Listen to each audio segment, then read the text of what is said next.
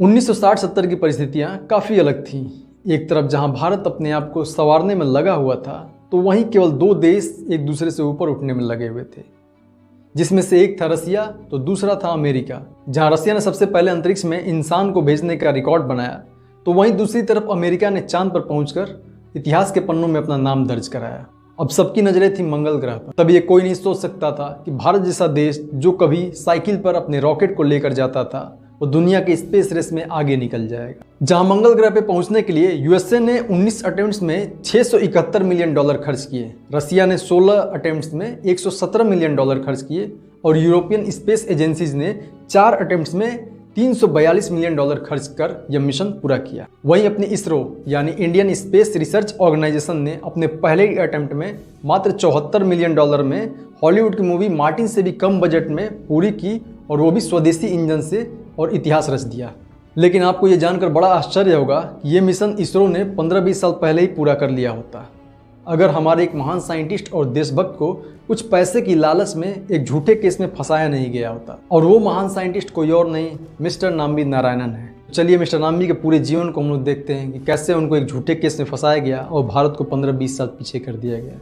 नाम्बी जी का जन्म 12 दिसंबर 1941 को तमिलनाडु में एक मध्यम वर्गीय परिवार में हुआ था। 5 बहनों के इकलौते भाई थे। पिताजी नारियल बेचते थे और माताजी हाउसवाइफ थी। नाम्बी जी स्कूल के दिनों से ही काफ़ी तेज थे। नाम्बी जी का जीवन शुरू से ही संघर्षों भरा था। बीटेक करने के दौरान ही उनके पिताजी की मृत्यु हो जाती है, जिस पर नाम्बी जी कहते हैं कि जब सभी बच्चों के पैसे घर से आते थे, तब वे खुद उस समय पैसे कमा कर घर पे भेजते थे, क्योंकि माँ बीमार रहती थी और 2 बहनों की शादी करनी थी। बीटेक करने के बाद 1966 में नाम्बी जी ने टेक्निकल असिस्टेंट के रूप में इसरो को ज्वाइन किया। अपनी तेज बुद्धि और लगन के कारण उस समय के इसरो के डायरेक्टर और महान साइंटिस्ट विक्रम एस साराभाई के चहेते बन गए। अपनी मेहनत और साराभाई के प्रयासों से नाम्बी जी इसरो के पहले ऐसे व्यक्ति बनते हैं जिन्हें नासा की फेलोशिप मिली, और 1969 में प्रिंसटन यूनिवर्सिटी गए और वहाँ पर प्रोफेसर लुइगी क्रोको के अंडर में रहकर केमिकल रॉकेट प्रोपल्सन में मास्टर डिग्री कंप्लीट किया, वो भी सिर्फ 10 महीने में। और ये अपने आप में एक बहुत बड़ा रिकॉर्ड था। नाम्बी ने अपनी देशभक्ति का परिचय पहले ही दे दिया जब उन्होंने नासा के बड़े पैकेज और तमाम सुख सुविधाओं को छोड़कर अपने देश को चुना। नाम्बी जी बड़े विजनरी थे, वो हमेशा 20-30 साल आगे की सोचते थे। 1970 का दौर था जब एपीजे अब्दुल कलाम सर अपनी टीम के साथ सॉलिड मोटर्स पे काम कर रहे थे। तभी से नाम्बी जी लिक्विड इंजन्स पे काम करना शुरू कर दिए, और अपने तेज दिमाग और लगन से उन्होंने भारत का पहला लिक्विड फ्यूल इंजन विकास इंजन डेवलप कर दिया।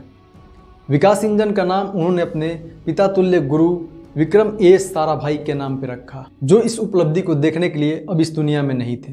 यहाँ तक नाम्बी सर के लाइफ और करियर में सब ठीक चल रहा था, लेकिन प्रॉब्लम तब शुरू हुई जब नाम्बी सर ने इसरो के क्रायोजेनिक प्रोजेक्ट पे काम करना शुरू किया और क्रायोजेनिक प्रोजेक्ट के डायरेक्टर बने। दरअसल 1992 के दौरान भारत और रसिया के बीच में एक एग्रीमेंट होता है, जिसके अनुसार 235 करोड़ रुपए में रसिया भारत को cryogenic fuel based engine develop करने की टेक्निक ट्रांसफर करने वाली थी, जो टेक्नोलॉजी अमेरिका लगभग 1000 करोड़ रुपए में और फ्रांस 800 करोड़ रुपए में भारत को दे रहा था। जैसे ही रसिया और भारत के एग्रीमेंट की बात अमेरिका और फ्रांस जैसे देशों को पहुंची, तो उनके सिर पे दुखों के बादल मंडराने लगे। दोनों देशों को डर था कि अगर भारत ने इस टेक्नोलॉजी को डेवलप कर लिया तो वे भारत में अपनी टेक्नोलॉजी को बेचकर मोटी कमाई नहीं कर पाएंगे और भारत उनको स्पेस में टक्कर देने लगेगा।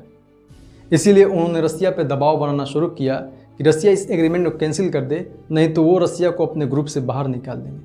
जिससे परेशान होकर रसिया ने इस एग्रीमेंट को कैंसिल कर दिया। यहीं से एक बड़े साजिश की शुरुआत होती है, जिसका खामियाजा पूरे भारत को भुगतना पड़ा। बात है 1994 की, जब केरल पुलिस ने तिरुवनंतपुरम में मालदीव्स की मरियम राशिदा को गिरफ्तार किया, जिसके पास से इसरो के कुछ रॉकेट्स के डिजाइन मिले। जिसके बाद से ये आरोप लगा कि मरियम इसरो के स्वदेशी क्रायोजेनिक प्रोजेक्ट के डिजाइन को पाकिस्तान को बेचने वाली थी। जिसके बाद केरल पुलिस ने इसरो के टॉप साइंटिस्ट और क्रायोजेनिक प्रोजेक्ट के डायरेक्टर नाम्बी सर के साथ 2 और साइंटिस्ट, जिसमें डी शशि कुमारन और डिप्टी डायरेक्टर के चंद्रशेखरन को गिरफ्तार किया। इसके साथ ही रूसी स्पेस एजेंसी के भारतीय प्रतिनिधि एस.के. शर्मा के साथ साथ मरियम की दोस्त फौजिया हुसैन को भी गिरफ्तार कर लिया गया। नाम्बी सर को केरल की एसआईटी टीम ने 50 दिनों तक अपने अंडर में रखा और उनसे पूछताछ जारी रखा, जिसके जवाब में नाम्बी सर कहते थे कि क्रायोजेनिक प्रोजेक्ट अभी भारत में डेवलप नहीं हुआ तो उसे कैसे वो पाकिस्तान को बेच सकते हैं, और जिस डिज़ाइन की वो बात कर रहे हैं वो किसी भी स्टेशनरी की दुकान पे 20-30 रुपये में मिल जाती है। लेकिन एसआईटी टीम वाले उनकी एक नहीं सुनते हैं और बहुत ज़्यादा टॉर्चर करते हैं, जिसके कारण उन्हें हॉस्पिटलाइज भी होना पड़ा। इनकी गिरफ्तारी के बाद हमारी महान मीडिया ने बिना किसी फैसले के आए इनको गद्दार और देशद्रोही घोषित कर दिया। हालात ये हो गए कि नाम्बी सर की पत्नी और उनके परिवार वालों को घोर अपमान सहना पड़ा। उन्हें मंदिर में घुसने और प्रसाद देने से मना कर दिया जाता था।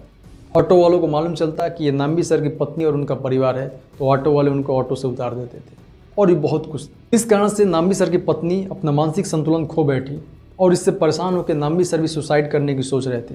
तभी उनकी बेटी ने आके उनसे कहा कि अगर आपने सुसाइड कर लिया तो हम पूरी ज़िंदगी देशद्रोही कहलाएंगे। नाम्बी जी ने हिम्मत जुटाया और अपनी बेगुनाही के लिए लड़ना स्वीकार किया। अब इस केस को केरल पुलिस की एसआईटी से लेकर सीबीआई को सौंप दिया गया। सीबीआई इस केस की जांच शुरू करती है और मई 1996 में अपनी रिपोर्ट में सीबीआई ने कहा कि ये जासूसी कहानी जिसमें नाम्बी सर के साथ 2 और साइंटिस्ट और मालदीव्स की 2 महिलाओं को गिरफ्तार किया गया है, ये पूरी तरह से झूठी और मनगढ़ंत है। ये किसी बड़े साजिश के तहत ऐसा किया गया है और नाम्बी सर को किसी बड़े साजिश के तहत शिकार बना। और नाम्बी सर देशद्रोही नहीं बल्कि एक सच्चे देशभक्त हैं और उन्हें क्लीन चिट दे दिया गया। अब नाम्बी सर ने इस क्लीन चिट के तहत केरल के हाईकोर्ट में एक याचिका दायर की कि अगर वे बेगुनाह हैं तो उन अफसरों क्या जिन्होंने उन्हें झूठे केस में फंसाया, देशद्रोही घोषित किया और उनके कैरियर को तबाह कर दिया, उन पर कार्रवाई होनी चाहिए। लेकिन केरल के हाईकोर्ट ने उनकी याचिका को खारिज कर दिया। केरल हाईकोर्ट में अपील खारिज होने के बाद वे सुप्रीम कोर्ट में अपील किए और कई सालों की जद्दोजहद के बाद अप्रैल 2017 में उनकी याचिका पर सुनवाई शुरू हुई और 2018 में सुप्रीम कोर्ट के 3 जजेस के बेंच ने फैसला दिया, जिसमें नाम्बी सर भी केरल से चलकर पहुंचे थे। सुप्रीम कोर्ट ने कहा कि नाम्बी जी पूरी तरह से निर्दोष हैं और सच्चे देशभक्त हैं। उन्हें उनका बीता हुआ समय तो नहीं दिलाया जा सकता, लेकिन उन्हें उनका सम्मान वापस दिलाया जाएगा। जहाँ कहीं भी उनके बारे में गलत लिखा गया है, जैसे गद्दार, देशद्रोही, उसे मिटाया जाए और उनके बारे में सत्य लिखा जाए, क्योंकि वो एक सच्चे देशभक्त हैं जो केवल अपनी मातृभूमि के लिए समर्पित हैं। अगर उनकी नौकरी रहती तो उन्हें करीब 75 लाख रुपए मिलते, जो केरल सरकार उन्हें उन अफसरों से दिलवाएगी जिन्होंने उन्हें झूठे केस में फंसाया था। अगर वो नहीं दे पाते हैं तो उनकी संपत्ति बेच के दी जाएगी। अगर फिर भी नहीं दे पाते हैं तो केरल सरकार को देना पड़ेगा।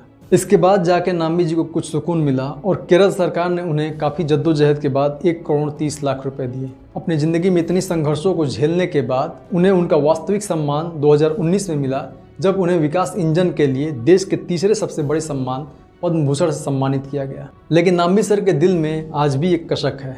वो आज भी उन गुनहगारों को ढूंढते हैं जिन्होंने उन्हें उस झूठे केस में फंसाया और देश को पीछे ले गए। ऐसा माना जाता है कि इस जासूसी कांड में केरल के बड़े नेता, मंत्री और कुछ बड़े ऑफिसर्स थे जिन्हें अमेरिका की खुफिया एजेंसी CIA फंड कर रही थी, क्योंकि अमेरिका नहीं चाहती थी कि भारत जो उस पर डिपेंड है और जहां से उसे करोड़ों अरबों रुपए का फ़ायदा हो रहा है, वो खुद का स्वदेशी इंजन बना ले और स्पेस में भी उसे टक्कर देने के लिए तैयार हो जाए। सच में हमारे कुछ करप्ट पॉलिटिशियंस और ऑफिसर्स चंद पैसों की लालच में नाम्बी सर को एक झूठे केस में ना फंसाते तो इसरो के साथ साथ भारत भी हमारा 15-20 साल आगे होता और बहुत पहले ही हम स्पेस में अपना परचम लहरा चुके होते। सो आई होप कि आपको नाम्बी सर के बारे में मेरा प्रयास पसंद आया होगा।